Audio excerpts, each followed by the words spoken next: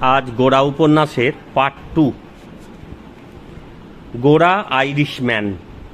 সিপাহী বিদ্রোহের সময় যুদ্ধে পিতার মৃত্যু হলে তার জননী আত্মরক্ষার তাগিদে আনন্দময়ীর গৃহে আশ্রয় গ্রহণ করে এবং গোরার জন্ম দিয়েই মৃত্যুমুখে পতিত হয়। সেই থেকে আনন্দময়ী সন্তান স্নেহে ও পরিচয়ে গোরাকে মানুষ করে তোলে। গোরাকে পেয়েই আনন্দময়ী জেনেছে মায়ের কাছে সন্তানের কোনো জাতি ধর্ম নেই, সে সন্তান। উপন্যাসের যখন শুরু তখন গোরার বয়স 23 থেকে 24 বছর বয়স। এমএ পাস করে দেশের চিন্তায় সে ভাবিত ও দেশের হিতার্থে সে নিবেদিত প্রাণ। এই গোরা তার জন্মবৃত্তান্ত জানে না। আনন্দময়ী ও কৃষ্ণদয়ালকে জন্মগ্রহণের পর থেকে মা ও বাবা বলে জেনে এসেছে।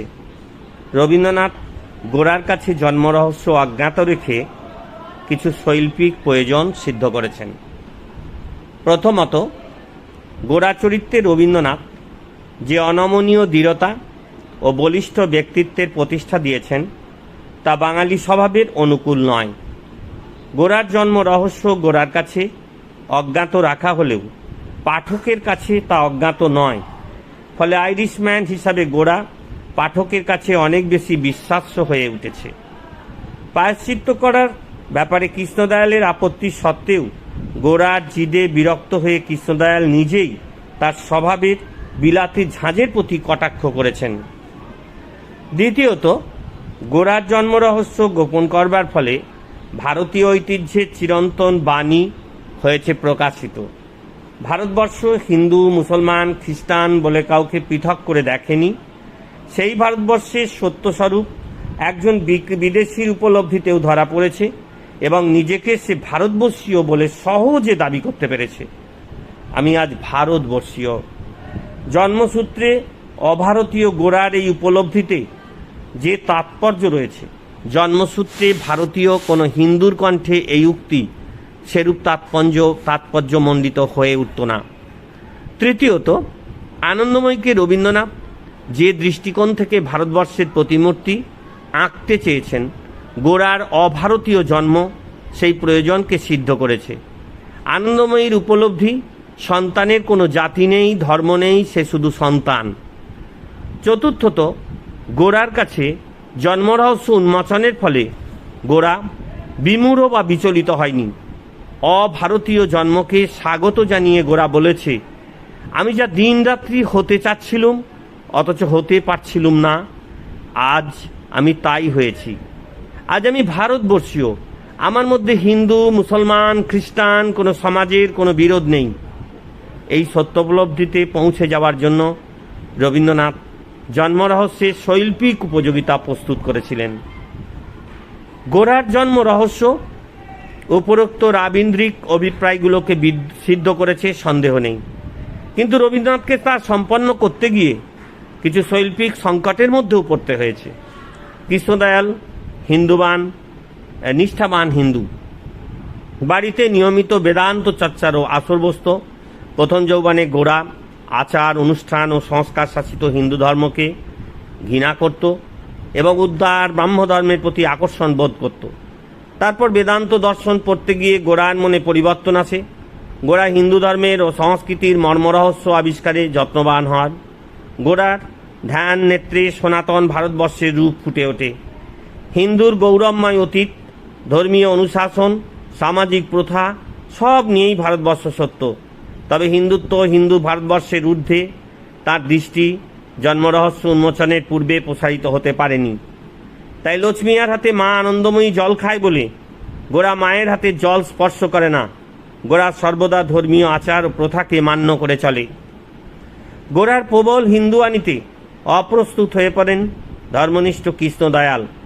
অতীতে গোরাকে পিতৃত্বের মর্যাদা দিতে ব্রাহ্মণ্য প্রথানুযায়ী গোরার উপনয়ন করতে হয়েছিল, নইলে হিন্দু সমাজে মান রক্ষা করা যেত না। গোরা ব্রাহ্মণ সন্তান না হওয়া সত্ত্বেও তার উপনয়ন করে কৃষ্ণদয়াল অনুতপ্ত হয়েছেন। কিন্তু গোরার বিবাহের বয়স সমাগত হলে ব্রাহ্মণ পরিবারে গোরার বিবাহ দিয়ে সেই পরিবারের ব্রাহ্মণত্বকে কলুষিত করার পাপের হাত থেকে মুক্তির জন্য তিনি পথ খুঁজে বেড়ান। তার বাল্যকালের বন্ধু পরেশবাবুর বাড়িতে কয়েকটি বিবাহযোগ্যা মেয়ে আছে জেনে কৃষ্ণদয়াল নানা অজুহাতে গোরাকে পরেশবাবুর বাড়ি পাঠান, যাতে সেই বাড়ির কোনো মেয়েকে ভালোবেসে বিয়ে করলে কৃষ্ণদয়াল নিষ্ঠাবান ব্রাহ্মণ হয়ে অপর এক নিষ্ঠাবান ব্রাহ্মণের জাত মারার হাত থেকে রক্ষা পান। গোরাকে সুচরিতার প্রতি প্রণয় বন্ধনে আবদ্ধ করে স্বয়ং রবীন্দ্রনাথ কৃষ্ণদয়ালকে উদ্ধার করেছেন। গোরার জন্মরহস্য গোপন করতে গিয়ে কৃষ্ণদয়ালের এই সংকট তৈরি হয়েছিল। ভারতবর্ষের সত্য যে কেবল ধর্মীয় অনুশাসন ও আচার সর্বস্বতার মধ্যেই নিহিত নেই, গোরার জন্মরহস্য উন্মোচনে সেই উপলব্ধি ঘটে। যদিও চরঘোষপুরের অভিজ্ঞতায় সর্বধর্ম সমন্বয়ী সংস্কৃতির আভাস পেলেও মানসিক প্রসারতা সংস্কারে বাধা পাচ্ছিল, জন্মরহস্য উন্মোচনে সমস্ত বাধা কেটে গিয়ে গোরা বিশ্ব মানবতাকে স্বীকরণ করে নিতে পেরেছে। আচার ভ্রষ্টা আনন্দময়ীকে ভারত জননীর প্রতিমূর্তি বলে গ্রহণ করেছে। মা, তুমি আমার মা, তোমার জাত নেই, বিচার নেই, ঘৃণা নেই, তুমি শুধু কল্যাণের প্রতিমা, তুমি আমার ভারতবর্ষ। পরেশবাবুর কাছেও বিশ্ব মানবতার মন্ত্রে দীক্ষিত হতে চেয়েছে। জন্মরহস্যে রবীন্দ্রনাথের গোরার উত্তরণের আধার রূপে গ্রহণ করেছেন। তাহলে এখানে আমরা একটা জিনিস নিশ্চয়ই দেখতে পেলাম, সেটা হচ্ছে এই যে গোরার জন্মরহস্য উন্মোচিত হলো, এর ফলে গোরা জীবনের যে পরিবর্তন, গোরার যে পূর্ণতা, গোরা চরিত্রের যে রূপটা, সেটা কিভাবে গুরুত্বপূর্ণ হয়ে উঠল সেটা আমরা দেখলাম। এবার আমরা আরেকটা জিনিস লক্ষ্য করব যে গোরা উপন্যাসে রবীন্দ্রনাথ যে মূলত আমাদের এই উপন্যাসের মধ্যে যে নারী চরিত্রগুলোকে সৃষ্টি করলেন, সেই নারী চরিত্রের মধ্যে একটা গুরুত্বপূর্ণ দিক ফুটে উঠল, সেটা আমরা এখন একটু আলোচনা করে দেখব। কোনো প্রজ্জ্বল ব্যক্তিত্বকে নায়ক হিসাবে পরিকল্পনা করে তারই দাপটে উপন্যাসের গল্প প্রবাহকে টেনে নিয়ে যাওয়ার দৃষ্টান্ত গোরা উপন্যাস। উপন্যাসটি কার্যত ওয়ান ম্যান শো হলেও এই উপন্যাসের নারী চরিত্রগুলি রবীন্দ্রনাথের সৃজনী প্রতিভার স্বাক্ষর বহন করে। উপন্যাসের মুখ্য চরিত্রগুলি হল সুচরিতা, ললিতা ও আনন্দময়ী, এবং গৌণ নারী চরিত্রগুলি হল বরদা সুন্দরী ও হরিমোহিনী। সুচরিতা স্বল্পবাক, সংযত চিত্ত ও আত্মময় স্বভাবের মেয়ে। আপাত দৃষ্টিতে সুচরিতা চরিত্রটি গম্ভীর, কিন্তু আসলে ধীর ও সংযত স্বভাবের আড়ালে ভীরু প্রকৃতি লুকিয়ে আছে, আর এই ভীরুতা পারিপার্শ্বিক অবস্থা সঞ্জাত। নিজের পিতাকে হারিয়ে নিঃসহায় অবস্থায় পিতার বন্ধু পরেশবাবুর পরিবারে আশ্রয় নেওয়া সুচরিতার পক্ষে উঁচু কণ্ঠ কার্যত অসম্ভব ছিল। আসলে অর্থনৈতিক অনিশ্চয়তায় তাকে সর্বদা ভীত রাখত। তাই পরবর্তীকালে নিজের বাড়িতে আশ্রয় নিয়ে পরিস্থিতি মোকাবিলায় সামর্থ্য পেয়েছে। এরই জোরে পানুবাবুর সাথে সুচরিতার বিয়ের ব্যাপারে পরেশবাবু নিমরাজি হলে নিজের বাড়িতে একাকিনী দাঁড়িয়ে না বলে। তার অবিচলিত স্থৈর্যের পর্যবেক্ষণ ক্ষমতার গুণের জন্য পরামর্শদাতার ভূমিকা নিতে পেরেছে সহজেই। ললিতা সমস্যায় দিশাহীন পরেশবাবুকে সে ভরসা জুগিয়েছে। ব্রাহ্ম সমাজের শুভাশুভ নিয়ে আলোচনা কিংবা গোরা ও বিনয়ের সাথে সমাজতত্ত্বের আলোচনায় সে আগ্রহ দেখিয়েছে। কিন্তু সুচরিতার জীবনে সম্পূর্ণতা দিয়েছে প্রণয় পর্ব। গোরার উচ্চ ঘোষিত ব্যক্তিত্ব প্রথমে পছন্দ না হলেও তার পৌরুষদীপ্ত মহিমা ধীরে ধীরে অনুরাগে পরিণত করে, কিন্তু গোরার উদাসীনতায় ও আজন্ম কণ্ঠ বোধে প্রণয় স্বপ্ন অধরা থেকে গেছে। শেষ পর্যন্ত গোরাকে গুরুপদে বসিয়ে অনুপ্রেরণায় উজ্জীবিত হতে চাওয়া প্রণয়ের ব্যর্থতাকেই দতিত করে। কিন্তু গোরার মন্ত্রশিষ্য রূপে সুচরিতার নারী জীবনের সার্থকতা নয়, গোরার প্রেমিকা রূপে জীবন অতিবাহিত করার মধ্য দিয়েই তার জীবনের পূর্ণতা। তাই তার দৃঢ় বিশ্বাস, আমাকে এমন করিয়া ত্যাগ করিবেন এ কখনোই হতে পারে না, আমার কাছে তাহাকে আসিতেই হইবে। এই আত্মপ্রত্যয়ের মহিম মূর্তিতেই সুচরিতা রবীন্দ্র নায়িকাকুলে বিশিষ্টা।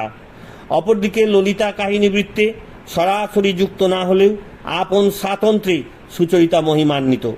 ব্রাহ্ম সমাজের উদারহীনতা ও নিপীড়নের বিরুদ্ধে বিদ্রোহী বিবেকের উচ্চকণ্ঠ ললিতারই। নারী ব্যক্তিত্ব স্বাতন্ত্র্যের প্রথম সোপান হল নারী শিক্ষা। হিন্দু সমাজের দাক্ষিণ্য না পেলেও ব্যক্তিগত উদ্যোগে ললিতা মেয়েদের জন্য বিদ্যালয় খোলাতে সেবিয়া হয়ে উঠেছে উপন্যাসে নারী মুক্তির অগ্রদূত। প্রচলিত সংজ্ঞানুসারে ললিতা সুন্দরী না হলেও স্বাতন্ত্র্যের তেজ ও অন্তরের দীপ্তিতে সে রূপময়ী। অন্যায়কে সে সহ্য করে না, অসত্যের সঙ্গে আপোষ করে না। পরেশবাবু এ কারণেই ললিতাকে বিশেষ স্নেহ করতেন এবং জানতেন সংসারে ললিতা হয়তো প্রিয়া হবে না, কিন্তু খাঁটি হবে। বিনয়কে স্বক্ষেত্রে প্রতিষ্ঠা দানের মধ্যে যে অন্তরের অনুরাগের প্রকাশ, তা ললিতার কাছে সুস্পষ্ট ছিল না, কিন্তু বিনয়কে আঘাত করার সঙ্গে সঙ্গে তার মনোজগতের পরিবর্তন হয়েছে। সে চাইছিল এমন বৈপ্লবিক ভাবাবেগ যার মধ্যে জীবন ধারণের সার্থকতা থাকবে। সংসারে পিতা পরেশবাবু নিয়ন্ত্রণহীন অভিভাবকত্বে ও মা বরদা সুন্দরীর প্যাটার্ন সর্বস্বতার মধ্যে যখন সে ক্রমশ হাঁপিয়ে উঠছিল, তখনই বিনয়কে দেখা মাত্রই আশ্রয় করে বসল। বিনয়কে সে গোড়ার প্রভাব মুক্ত করতে চায়। আসলে বিনয়কে নিয়ে উদ্বেগ ললিতার অনুরাগেরই বহিঃপ্রকাশ। ললিতার বিদ্রোহী সত্তার প্রকাশ দেখা যায় প্রণয় পর্বেও। বিনয়কে নিয়ে যখন ব্রাহ্ম সমাজের তরফ থেকে তিরস্কার ও লাঞ্ছনা আসে, সে মাথা নত করেনি। পানুবাবু পিতার দ্বন্দ্বের সময় পানুবাবু তার পিতাকে আঘাত করলে সে সমুচিত জবাব দিয়েছে। এমনকি মা বরদা সুন্দরীর জবরদস্তিতে বিনয় ব্রাহ্মধর্মে দীক্ষা গ্রহণে সম্মতি জানালে প্রেমের শক্তিতে ধর্মমতের ব্যাপারকে অস্বীকার করেছে। আসলে ললিতার এই দীপ্ত ঘোষণা পিতৃ আদর্শের প্রেরণায় ও প্রেমের অনুভূতিতে লালিত। বিনয় ললিতার মিলন তাই আনুগত্যের ফসল নয়, আত্মমর্যাদাবোধের। শান্ত সংযত সুচরিতার পাশে ললিতার বিদ্রোহিণী সত্তা পাঠকদের আলাদা দৃষ্টি আকর্ষণ করে। উপন্যাসে ভারত চেতনার প্রকৃত রূপায়ণ আনন্দময়ী চরিত্র। ভারতমাতার যে রূপ রবীন্দ্রনাথের ধ্যানে কল্পনায় আচ্ছন্ন, গোরা তার জীবনভর সাধনায় যে ভারতবর্ষকে সন্ধান করে ফিরেছে, আনন্দময়ী সেই ভারতবর্ষের মূর্ত প্রতীক। যার জাত নেই, বিচার নেই, যিনি শুধু কল্যাণের প্রতিমা। সুচরিতা ললিতা এ কারণেই মনে করেছে এমন উদার স্বভাবের মায়ের জন্যই গোরার মনের শক্তি। উপন্যাসে মহিমের জাল থেকে বিনয়কে মুক্তিদানে, সুচরিতার সংস্কার বন্ধন ছেদনে, ললিতা সম্পর্কিত সমস্যায় বিনয়কে পথ নির্দেশে তার ভূমিকা গুরুত্বপূর্ণ। আনন্দময়ী সত্যবোধ তার জীবন অভিজ্ঞতা প্রসূত। সত্যের জোরেই তিনি সকল সমস্যার সমাধান করেন। ললিতা ও বিনয়ের বিয়ের ব্যাপারে সবই যখন সবাই দ্বিধা বিভক্ত, এমনকি পরেশবাবু যখন আনন্দময়ী সমাধান বাতলে বলেছেন, ব্রাহ্মণই বাকে আর হিন্দুই বাকে, মানুষের হৃদয়ের তো কোনো জাত নেই। রবীন্দ্রনাথ আনন্দময়ীর বিস্তৃত রূপ বর্ণনা না করলেও তার বুদ্ধিদীপ্ত মুখশ্রীর উল্লেখ করেছেন। তবু নিঃশব্দে বলা যায় তিনি সর্বদেহে সর্বমনে পরিপূর্ণা জননী এবং যথার্থই তিনি আনন্দময়ী। গোরা কিংবা বিনয় কেউই তাঁর গর্ভজাত সন্তান নয়, কিন্তু তার মাতৃহৃদয়ের স্নেহ পা থেকে কেউ বঞ্চিত হয়নি। তাই গোরা যখন সত্যবলব্ধির শেষে তাঁর কাছে ফিরে এসেছে, তখন আনন্দ বিহ্বল হয়ে আর এক সন্তান বিনয়কে ভোলেনি। দুই বন্ধুর দুই সন্তানের মধ্যে পুনর্মিলন তার হাতেই সুসম্পন্ন হয়েছে। চরিত্রটি তাই তত্ত্ব বিগ্রহ হিসাবে নয়, আদর্শ মাতৃচরিত্রের সার্থক উদাহরণ, রবীন্দ্রনাথের অনন্য সৃষ্টি। তাই গোরা যখন সত্য উপলব্ধির শেষে তাঁর কাছে ফিরে এসেছে, তখন আনন্দ বিহ্বল হয়েও আনন্দময়ী বুঝিয়ে দিয়েছেন তিনি যথার্থই মা। এই তিন মুখ্য নারী চরিত্রের ভিড়ে গৌণ নারী চরিত্রগুলি হারিয়ে যায়নি। বরদা সুন্দরী ও হরিমোহিনী চরিত্রটি তাদের ব্যক্তি বৈশিষ্ট্য নিয়ে উজ্জ্বলভাবে ফুটে উঠেছে। ব্রাহ্ম সমাজে বরদা সুন্দরী ও হিন্দু সমাজের হরিমোহিনী দুই সমাজের স্বল্প শিক্ষিত অমার্জিত গৌরা প্রকৃতির নারীর প্রতিনিধি স্থানীয় চরিত্র। তাদের মানসিকতার বিচারে প্রভেদ খুব নেই, তবে তুলনামূলক বিচারে বরদা সুন্দরীর মধ্যে জাত্যাভিমান, রক্ষণশীলতা এবং হরিমোহিনীর মধ্যে বিষয়বুদ্ধি, অধিকারবোধ ও চাতুর্যের দিকটি স্পষ্ট হয়েছে। উপন্যাসে হরিমোহিনী চরিত্রে দুটি ভাব লক্ষ্য করা যায়। প্রথম পর্বে পরেশবাবুর আশ্রয়ে দীন ভাব দেখা গেছে, আবার এক সময়ে আমরা ধীরে ধীরে দেখেছি যে কিছুটা বদলে গেছে এবং বিনয় প্রয়োজনের সম্পর্কে সে কুঞ্চিত থাকতো। এমনকি বরদা সুন্দরী তার পূজা অর্চনার কাজে ব্যাঘাত সৃষ্টি করলেও তিনি তা গায়ে মাখতেন না। বিদায়কালে আচারনিষ্ঠ হিন্দু হরিমোহিনী তাই ব্রাহ্ম পরেশবাবুকে কৃতজ্ঞ চিত্তে প্রণাম করেছেন, কিন্তু সুচরিতার বাড়িতে আশ্রয় নেওয়ার পর থেকে চরিত্রের রূপান্তর ঘটেছে। সর্বদা আত্ম অধিকার প্রতিষ্ঠায় ক্রিয়াশীল থেকেছেন। সুচরিতাকে নিজের বশে রাখতে সবসময় সচেষ্ট থেকেছে। গোরার সান্নিধ্যে সুচরিতার ভাব পরিবর্তন, সে উৎফুল্ল হয়েও দাবি করেছে এটা তার অভিভাবকত্বের ফল। পানুবাবুর সাথে সুচরিতার হিন্দু ঘোষণার আনন্দে ঠাকুরের ভোগ বাড়িয়ে দেবার প্রতিশ্রুতি দিয়েছে। এতদিন যে পূজা ছিল শোকের সান্ত্বনা, আজ তার স্বার্থে সাধনা ধারণ করেছে। স্বার্থভাব এমন জায়গায় পৌঁছেছিল যে ছোট দেবর বিপত্নী কৈলাসকে সুচরিতার সঙ্গে বিয়ের প্রস্তাব দিয়েছে। আসলে সুচরিতার ধনসম্পদ করায়ত্ত করাই তার উদ্দেশ্য। হরিমোহিনী চরিত্র প্রথমে আচারনিষ্ঠ থাকলেও উপন্যাসের পরবর্তী পর্বে যেভাবে চক্রান্ত কূটনীতির আশ্রয় নিয়েছেন তাতে তাকে খল প্রকৃতির চরিত্র হিসেবে মর্যাদা দিয়েছেন রবীন্দ্রনাথ। হরিমোহিনী কিঞ্চিত জটিল হলেও বরদা সুন্দরী আগাগোড়ায় একটি ছাঁচে ঢালা চরিত্র। ব্রাহ্ম পরিবারের গৃহিণী হয়েও সামাজিক ধর্মমনস্কতা যতটা না চালিত করেছে তার থেকে আধুনিকতা বেশি চালিত করেছে। ইংরেজ পুরুষের সামান্যতম অনুগ্রহ লাভে ইহজন্মের সার্থকতা জ্ঞান করেছে। বিশেষ সমাজের কায়দা কানুন ও চালচলনকে জীবনের ব্রত করে অন্য সব বিবেচনা ত্যাগ করেছেন। মাতা ও গৃহিণী হিসাবে সম্পূর্ণ ব্যর্থ হয়েছেন। 3 কন্যাকে কৃত্রিম জীবনাচারে অভ্যস্ত করায় তার প্রয়াস হাস্যকর করে তোলে। সংসারে হিন্দু হরিমোহিনীকে আশ্রয় দেওয়ায় স্বামীর প্রতি সে বিক্ষুব্ধ হয়েছে। এমনকি নিজের কন্যাদের চেয়ে সুচরিতাকে স্নেহ করায় সুচরিতার প্রতি ঈর্ষাতুর থেকেছেন। নিজের মেয়ে ললিতার বিরোধিতা ও জেদের স্বভাব তাঁর বরাবর অপছন্দ ছিল। স্বামীর বদলে স্বার্থান্ধ পানুবাবুকে অনুসরণীয় আদর্শ বলে মনে করতেন। মাতা হিসাবে কন্যার স্বার্থকে অগ্রাধিকার না দিয়ে রক্ষণশীল হয়ে ললিতার বিয়ের ব্যাপারে মুখ ফিরিয়ে নেওয়ায় অন্ধ ধর্মাচরণী ফল। তাছাড়া নিজের অপছন্দের স্বামীকে সন্তানদের সাহায্যে সংসারে কোণঠাসা করে দেওয়া বরদা সুন্দরীর অপরিণত বুদ্ধিকেই দতিত করে। তাই বলা যায় গোরা উপন্যাসের ঘটনা বৈচিত্র্য তেমন চোখে না পড়লেও চরিত্র সৃষ্টিতে, বিশেষত নারী চরিত্র অঙ্কনে রবীন্দ্রনাথ তার স্বভাবসিদ্ধ নৈপুণ্য দেখিয়েছেন। নায়ক চরিত্রে গৌরব যতই থাক, আলোচ্য নারী চরিত্রগুলি আপন স্বাতন্ত্র্যে দীপ্ত ও মহিমান্বিত হয়েছে। তাহলে আশা করি তোমরা গোরা উপন্যাসের বাকি দিকগুলো কিছুটা হলেও শুনলে। এরপরেও যদি তোমাদের কিছু জানার থাকে তাহলে অবশ্যই তোমরা আমার কমেন্ট বক্সে জানতে চাইবে, আমি সেগুলো সাধ্যমতো উত্তর দেবার চেষ্টা করব।